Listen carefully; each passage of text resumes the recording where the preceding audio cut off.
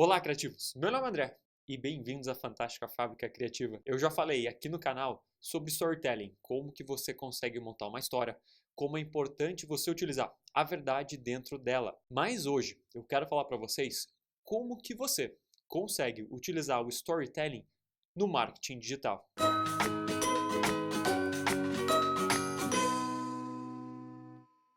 Mas se você quiser aprender como que você pode contar uma boa história, afinal, quais são os momentos, quais são os elementos, qual que é a estrutura para você montar um bom storytelling, você pode dar uma olhada no nosso curso online Histórias Fantásticas. Lá dentro você vai aprender esse template geral e poder aplicar ele nas situações da tua empresa, do teu dia a dia. Ao mesmo tempo, no final do curso, a gente sempre propõe para você realizar o teu projeto. Projeto que vai ter mentoria minha. A gente sempre vai trocar ideias e eu vou ajudar você, através do nosso feedback, a desenvolver a história que você precisa. Então dá uma olhada na descrição do vídeo aqui embaixo, nesse nosso curso online, Histórias Fantásticas. Uma coisa é verdade, nos últimos anos, a maneira com que você recebe mensagens no teu dia a dia é muito diferente. E eu não digo só a mensagem que teu amigo está mandando no WhatsApp, mas sim as informações de diversos lugares que você recebe no dia a dia. As notícias, os comerciais e também as mensagens dos teus amigos. Você não precisa ir muito longe no tempo para conseguir perceber essa diferença. Imagina como é que era a vida no começo dos anos 2000. O smartphone ainda estava engateando. A gente já estava na era da internet, mas muito das mensagens que você recebia eram de forma única. E o que eu quero dizer com isso? É que quando você via, por exemplo, uma ideia de storytelling aplicada, você via por um canal só. Ou era um comercial na TV, um quadrinho que você lia, uma história dentro do website da empresa. Como a gente não tinha tantos canais de comunicação como a gente tem hoje, normalmente essa história era contada de maneira linear e em uma plataforma só. Mas ao longo desses anos, a internet foi mudando muito o perfil de como as pessoas vivem a vida delas. Pensa só, hoje o teu usuário tem controle de tudo e ao mesmo tempo ele tem informação onde ele quer e na hora em que ele quer. Você ainda recebe informação nas mídias tradicionais, como na revista, no jornal, na TV, mas além de tudo isso, você também está sendo bombardeado o tempo todo com informações na internet, no teu computador, no teu smartphone e até no teu relógio. E por isso, o perfil do teu usuário mudou radicalmente. Ele é bombardeado de informações o tempo todo, mas ao mesmo tempo, ele consegue decidir onde e de que maneira ele quer receber essas mensagens. E é por isso que o storytelling no marketing digital mudou muito. E atualmente, a gente usa uma coisa que é chamada de estratégia transmídia.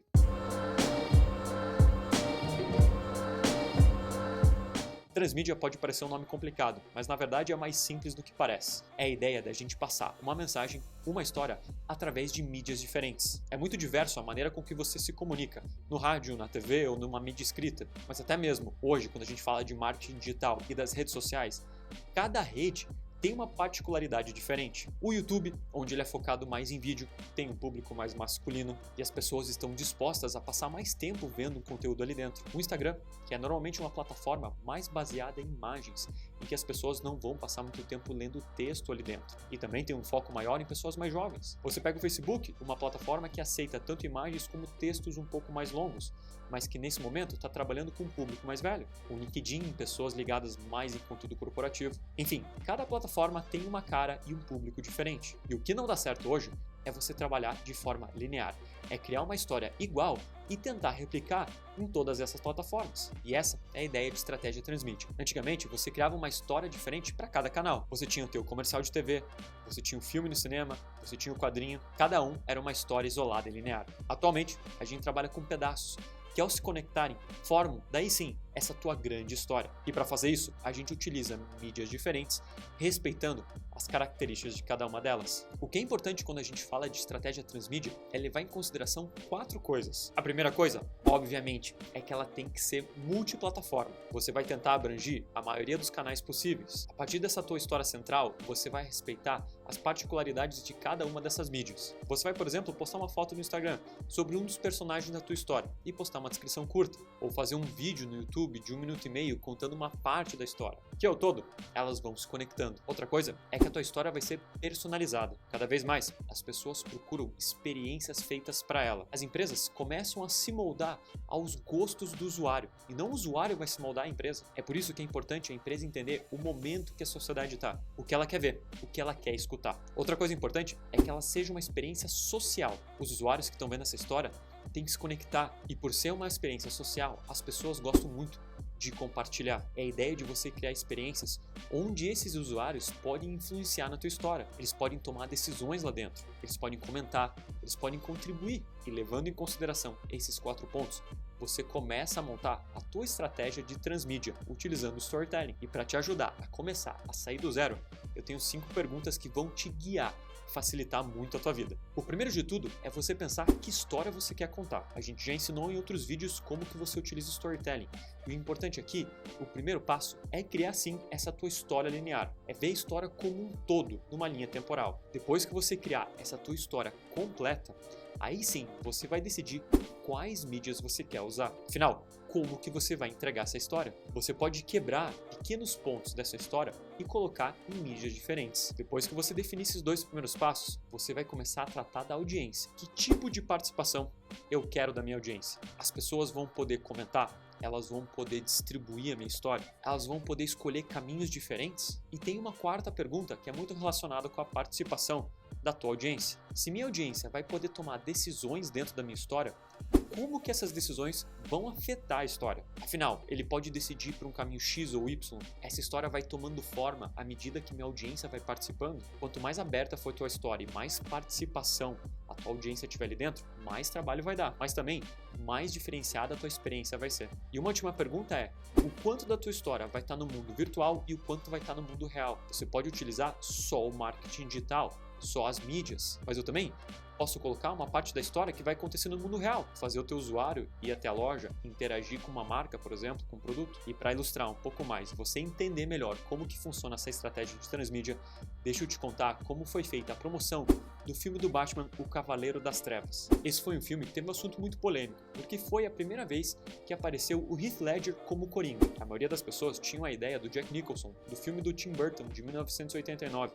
Eles não gostavam muito da ideia de ter um Coringa novo nesse filme. E isso foi um dos pontos que eles pegaram para utilizar na estratégia de transmídia. Se você fosse por um approach tradicional, o que eles fariam? Eles podiam criar uma landing page, um website sobre o filme, eles iam colocar os trailers no YouTube, os comerciais na TV, pois eles decidiram fazer uma coisa integrada. Eles começaram pensando, se eu fosse um cidadão de Gotham, estivesse dentro da história, o que seria uma coisa importante que ia estar acontecendo na cidade? Uma das coisas importantes do filme era o Harvey Dent, o conhecido como Duas Caras, mas que antes dele virar o vilão, ele era um candidato a ser procurador na cidade de Gotham. Como ele era um candidato e participava de uma votação, provavelmente ele tinha um website. Então, dentro do website oficial do filme, eles colocaram um botão, eu acredito em Harvey Dent. Esse era o lema que acontecia também no filme. Então vocês estão vendo que dessa história central do filme, eles foram tirando pequenos pedaços e colocando em outras mídias. Um desses pedaços era a campanha do Harvey Dent, pois a pessoa clicava naquele botão e era direcionada para uma página, como se fosse uma campanha real. Pois todo esse approach estava só no mundo virtual.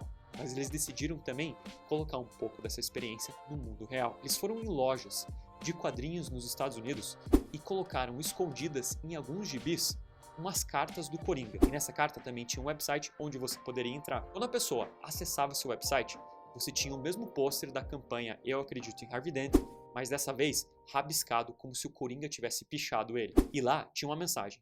Se você também quer acreditar em Harvey Dent, coloque aqui seu e-mail. Quando a pessoa cadastrava o e-mail dela, logo depois ela ia receber uma mensagem onde lá dentro tinha uma coordenada com X e Y. Ela podia voltar no site e colocar essa coordenada. Uma vez que ela colocasse um número lá dentro, um pequeno pixel da imagem do Harvey Dent ia abrir. Mas ele só conseguia fazer isso uma vez.